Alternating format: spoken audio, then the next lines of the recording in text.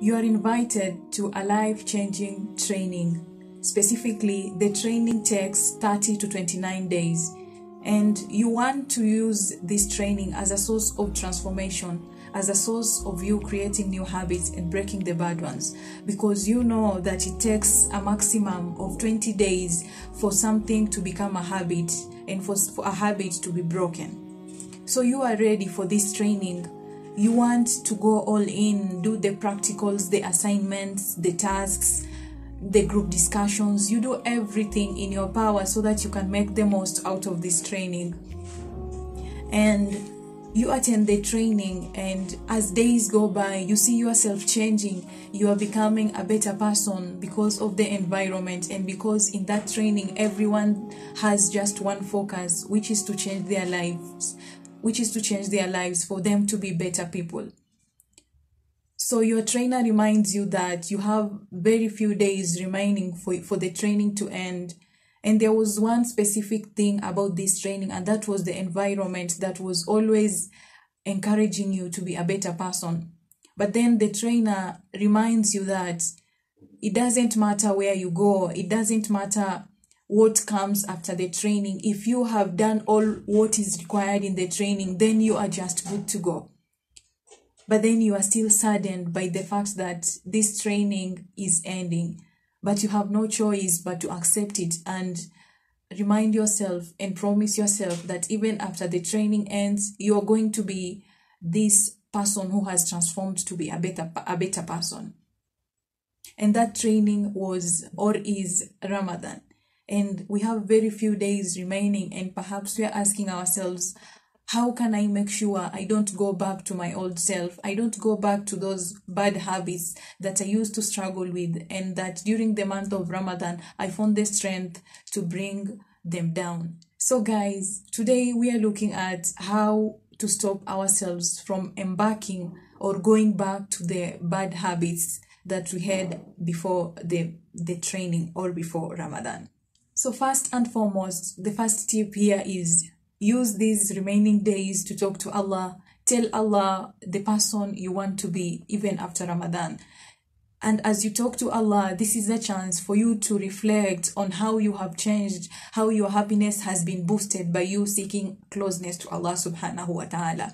So tell Allah what you used to struggle with before Ramadan, and tell Allah that you are planning to bring that down even after Ramadan. You don't want to go back to that old self. So pour it all out to Allah subhanahu wa ta'ala in these few days that are remaining in this holy month of Ramadan. So tip number 2, after knowing that this is what you want to avoid after Ramadan and telling it to Allah, you want to put everything on paper. Put everything you used to struggle with prior to Ramadan on paper. Because when you write things down, you see them. It's not like when they are trapped in the mind. So write everything down. If it was backbiting that you used to struggle with before Ramadan, write it down. If it was haram relationships, write it down. Whatever it was, just write it down. Even during Ramadan, you have been trying to put these habits away, and you have probably succeeded because you wanted your fast and your acts of worship to be accepted by Allah in this holy month. So you probably have an idea of what should be done even outside Ramadan. I'm told that Ramadan is not a moment for us to pause the bad habits, but it is a time for us to change. So there are 4 practical tips that I have learned from 2 books. One of them is here, The Power of Habits. And then another one is Atomic Habits. Atomic Habits. When you want to break a bad habit, then you have to make it invisible. What do we mean by making the habit invisible? Make it hard for you to reach it. Okay, let's say you struggle with backbiting, right? And you want to put this away even after Ramadan. So you want to make the habit invisible. So you need to know the triggers that were always luring you to backbiting. Was it a specific WhatsApp group? Was it somebody you follow on IG who is always posting about other people's life in the negative way?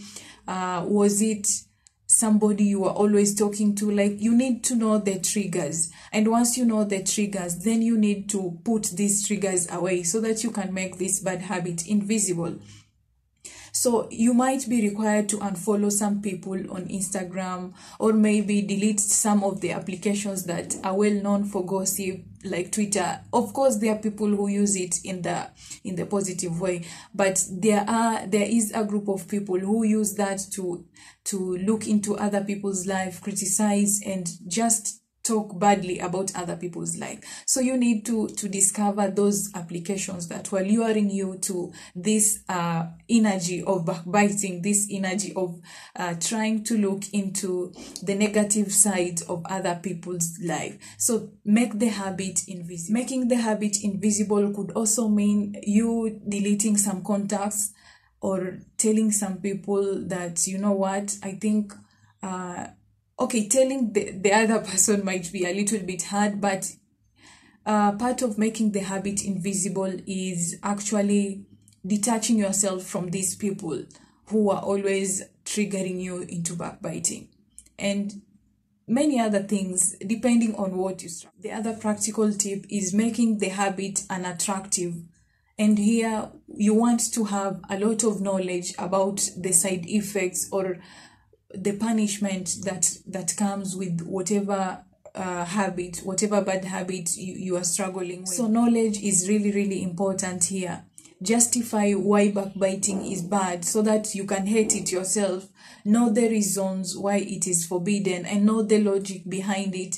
And ask yourself, perhaps every time you want to backbite, am I okay with somebody speaking ill about me? Am I okay with my friend talking ill about me behind my back? So make the habit, and is making the habit difficult. So I think this actually relates to the first point, which is to make the habit invisible. So making the habit difficult. So let's say you are the starter of the gossip always, right? Now you have specific people you talk to when you want to gossip. Now, you could do yourself a favor, maybe delete the contact of these people or unfollow them, or maybe even delete these applications that you used to put other people's life in the open, especially the bad side of it.